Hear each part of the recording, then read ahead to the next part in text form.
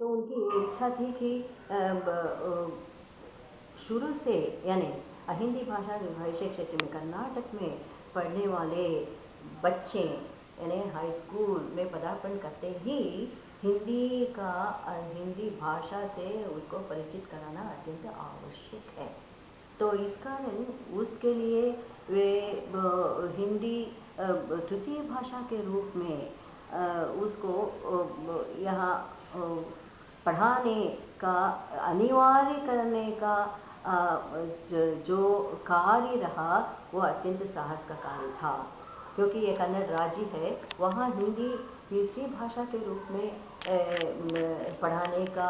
पढ़ाना आरंभ करना ये अत्यंत मुश्किल का काम था।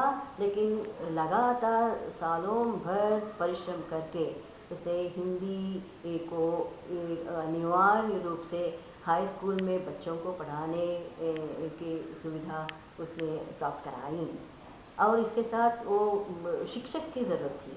तो इस कारण केंद्रीय हिंदी संस्थान के द्वारा केंद्रीय हिंदी संस्थान और शिक्षक ट्रेनिंग कॉलेज, शिक्षक ट्रेनिंग स्कूल, तो वहाँ एसएलसी के बाद जो पढ़ाई खत्म नहीं कर पाए तो उसको हिंदी के ट्रेनिंग पढ़ाने के लिए वो ट्रेनिंग के लिए भेजते, वो स्कॉलरशिप देते।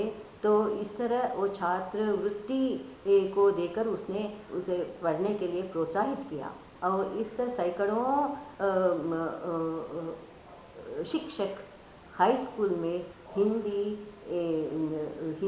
टीचर्स, हिंदी शिक्षक बनकर तो हिंदी का प्रचार उसने किया।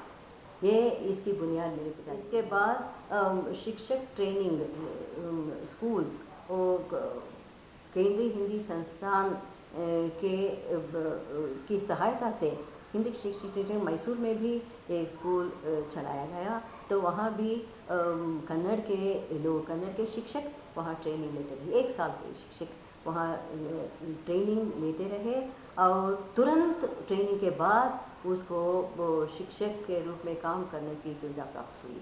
विभिन्न क्षेत्रों में इस तरह सैकड़ों लोगों को काम मिल गया हिंदी क्षेत्र में। धीरे धीरे इस तरह का प्रसार मेरे पिताजी के परिश्रम से आरंभ हुआ। इसके बाद शिक्षक ट्रेनिंग स्कूल्स और केंद्रीय हिंदी संस्थान की सहायता से हिंदी शिक्षक ट्रेनिंग मैसूर में भी एक स्कूल चलाया गया। तो वहाँ भी कन्नड़ के शिक्षक वहाँ ट्रेनिंग लेते रहे, 1 साल के शिक्षक वहाँ ट्रेनिंग लेते रहे और तुरंत ट्रेनिंग के बाद उसको वो शिक्षक के रूप में काम करने की सुविधा प्राप्त हुई।